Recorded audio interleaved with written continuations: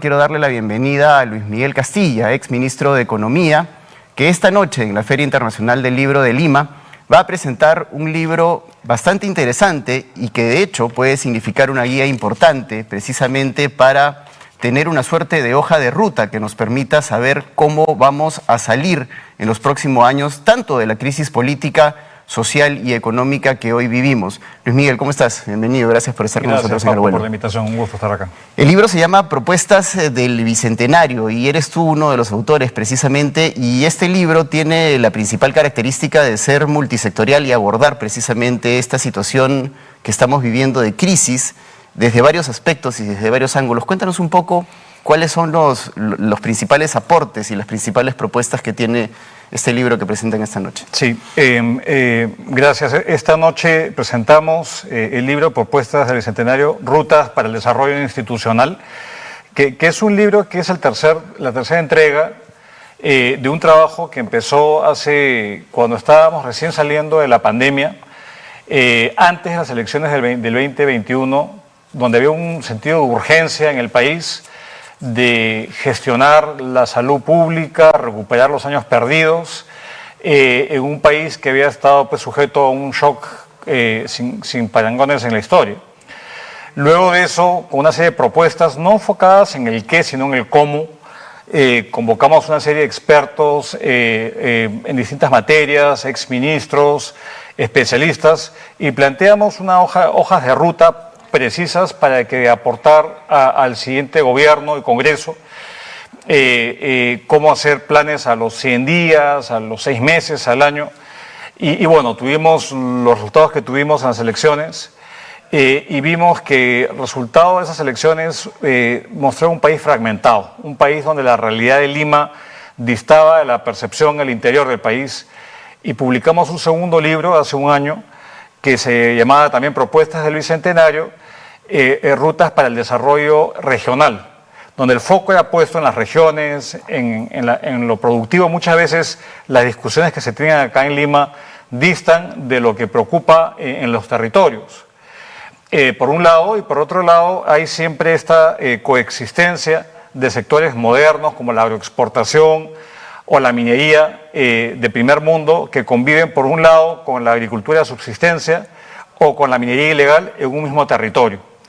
Entonces, en ese momento convocamos a otro conjunto de expertos, pero en esta oportunidad, transcurrido todo lo que ha pasado en los últimos tiempos, vemos que hay una urgencia de recuperar los años perdidos. Y un factor central es que si no desarrollamos las instituciones en nuestro país, las económicas, las sociales y las políticas, no vamos a poder retomar el rumbo del desarrollo. Entonces, en esta ocasión hemos convocado una serie de expertos para plantear soluciones a problemas que son centrales para los ciudadanos. El primer problema que uno identifica, según las encuestas, es la corrupción. Y para eso hemos invitado a José Ugaz, que ha escrito un ensayo respecto a qué plantear con esta problemática, que de hecho se agudizó durante la pandemia, el nivel de inconducta funcional y corrupción. Hemos tomado el segundo tema de preocupación de la ciudadanía, que es la inseguridad, y hemos convocado a Ricardo Valdés, ex viceministro del Interior, para plantear una serie de políticas para lidiar con la inseguridad y con las actividades ilícitas en el país que cubren extensiones muy grandes del territorio. El tema político es central, porque vemos que tenemos problemas de gobernabilidad, de que merman la capacidad de seguir creciendo y desarrollando.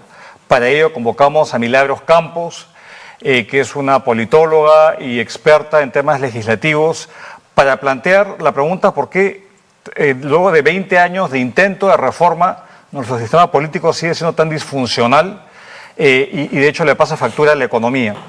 Y luego andamos en un tema que es importante y de hecho atendiendo la introducción de cómo prepararnos para lidiar con el fenómeno del Niño, es la gestión pública. Y en eso la meritocracia es fundamental. Y para ello contamos con Yaneri Boyer, ex jefa de Servir, para plantear cómo acelerar la meritocracia en el Estado. Y luego hacemos un enfoque institucional en sectores que son claves para la ciudadanía, en educación, en salud, en agua.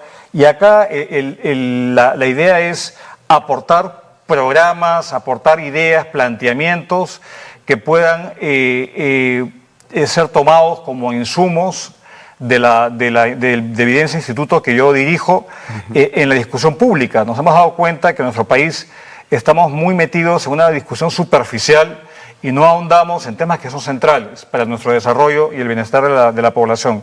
Entonces, ese es el aporte que vamos a hacer esta noche en la Feria del Libro, Paco. Así es, y Luis Miguel, tú has tocado un tema fundamental que tiene que ver con la institucionalidad y el debate público relacionado al tema de la institucionalidad, y es que últimamente hemos asistido a lo que yo creo que es una degradación del debate público, es decir, no vamos más allá del ataque ad hominem o del insulto o de la discusión fácil, y no nos centramos y no entramos y profundizamos en las necesidades de los problemas principales que tenemos que resolver.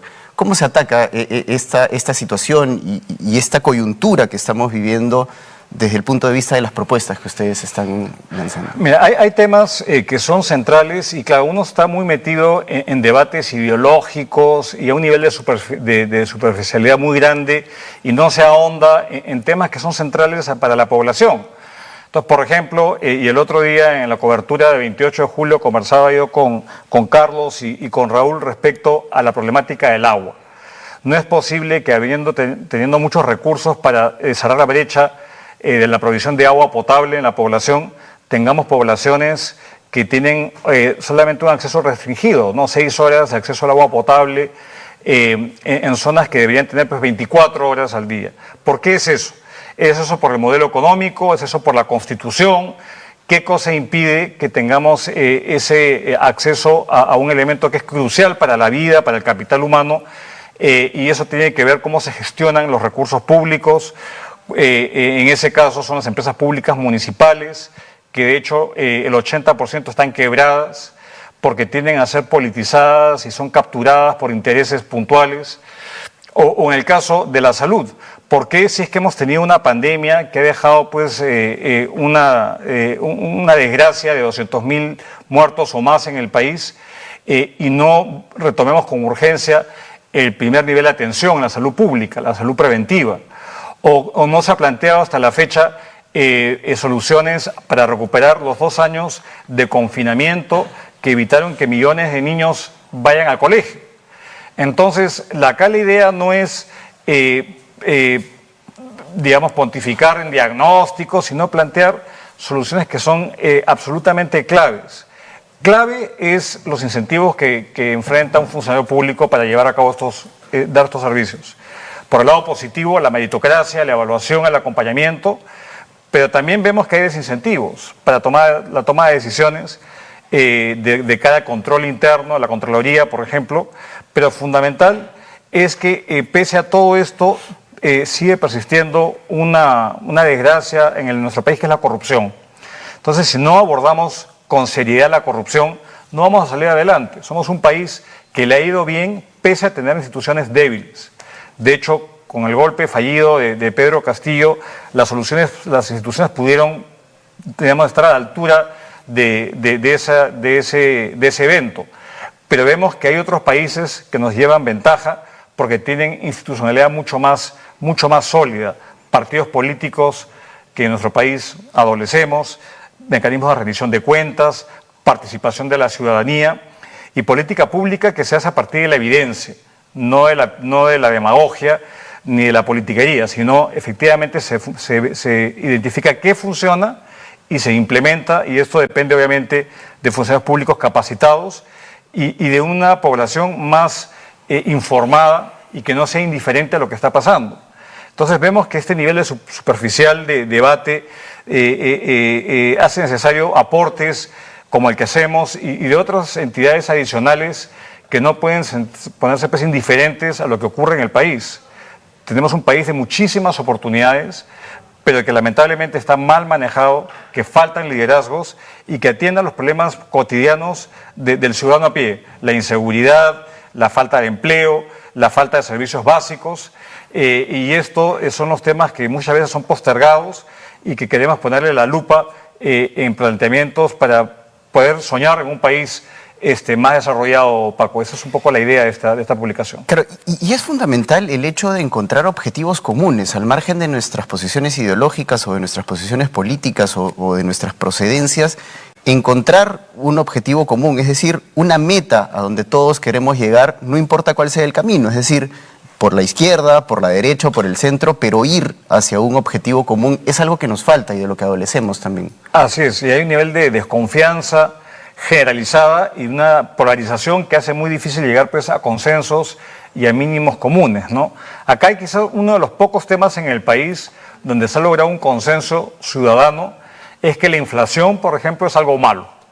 Entonces tú tienes ahí a los políticos de izquierda y derecha que respetan la labor del Banco Central porque finalmente se logró controlar la inflación en los últimos 20 años. Si uno quita los últimos 2 años de crisis, hemos tenido una inflación muy baja. Los jóvenes no saben lo que es la hiperinflación ni la inflación de nuestras épocas cuando éramos más jóvenes. Pero era un flagelo y era el peor impuesto que pagaban los pobres. Entonces, ese es un consenso y se le da autonomía al Banco Central y la inflación está controlada. De hecho, el día de hoy ha salido publicado el último dato de inflación y ya se muestra una tendencia claramente a la baja. Pero hay muy pocos elementos que concitan el consenso de la población. Uno debería ser la calidad de la educación, por ejemplo. No hay posiciones encontradas en eso. O qué hacer para combatir la criminalidad. O se va desde un tema integral en su abordaje, o se va hacia un tema mucho más extremo de meter todos, digamos, a prisiones a lo Bukele. Entonces, no hay temas comunes, ni siquiera cómo generar empleo de calidad.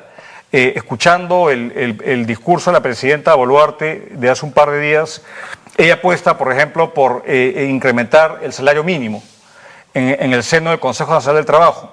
Yo me pregunto si es que ella no se ha dado cuenta que tenemos 13 millones de peruanos que están en la informalidad y que no cumplen estas reglas de salario mínimo, no se cumplen.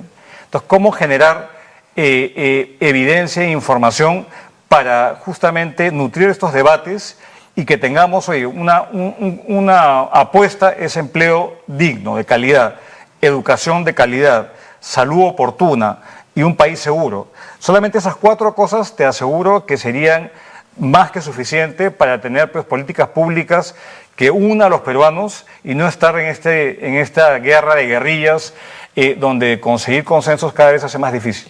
Así es, importante. Luis Miguel, no sé si me permites el libro para poder mostrárselo a nuestros televidentes. Este es el libro que esta noche va a presentar Luis Miguel Castillo y el equipo de Evidenza precisamente en la Feria Internacional del Libro, Propuestas del Bicentenario, Rutas para el Desarrollo Institucional, un documento importante de cara a lo que precisamente hemos conversado al inicio del programa, cuando hablábamos de la necesidad de tomar acciones urgentes de cara al fenómeno del niño global que se avecina y para el cual el tiempo nos va quedando cortos para actuar. Muchas gracias, Luis Miguel, por haber estado con nosotros. Muy amable.